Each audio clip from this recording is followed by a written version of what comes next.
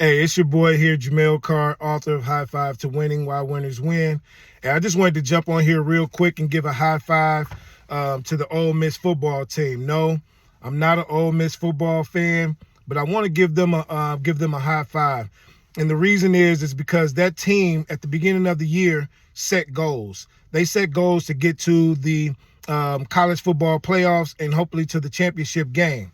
Now, they tried their best and got to the semifinals and almost made it, but, they did it without their head coach. And their head coach made those goals with them. He made those goals to get to a college football playoff championship as well. But he ended up leaving and going to LSU. We all know I'm talking about Lane Kiffin. Now, how do you set goals with one team and then don't see through those goals and go to another team and tell them that you're going to set goals to win a championship there? I don't know. Everybody keeps talking about, well, it's the calendar, it's the portal opening and all of that. But to me, if you have an opportunity to win a championship with the team that you set the goal with, you go ahead and see that through. You finish that goal.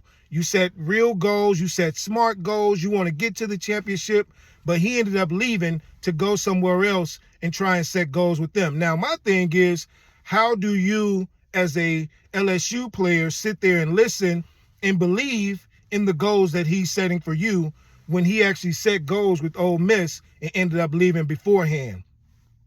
I don't know. That's a tricky situation. To me, that's not about the calendar. That's not about timing. That's about actually finishing the goal that you set and having that winning mindset and building that winning mindset. Now, yes, he did help build that winning mindset in those Ole Miss players. And they actually went through and finished and got as far as they could as far as those goals were concerned. But to me, he left them hanging on those goals. Man, that's a tough process to go through because, again, as you're building that winning mindset, you're getting the talent together, you're being ambitious, you're preparing yourself every day through practices and everything. You got that support, that teammates, you're setting, you're believing in your teammates. You're actually going out there doing the best you can as a teammate. You're believing in your coaches, that whole support staff, and all of that is leading to confidence. But in that preparing, he didn't finish those goals, man. I just feel bad for the kids there, and well, they're not kids, they're young men, that he didn't finish that goal with them. But I wanted to give them a high five on actually going through with those goals and actually pushing through with partially assistant coaches, with, OC that's going from LSU to there. I mean, those guys played their heart out, and they almost pulled it out. So I want to give them a big high five.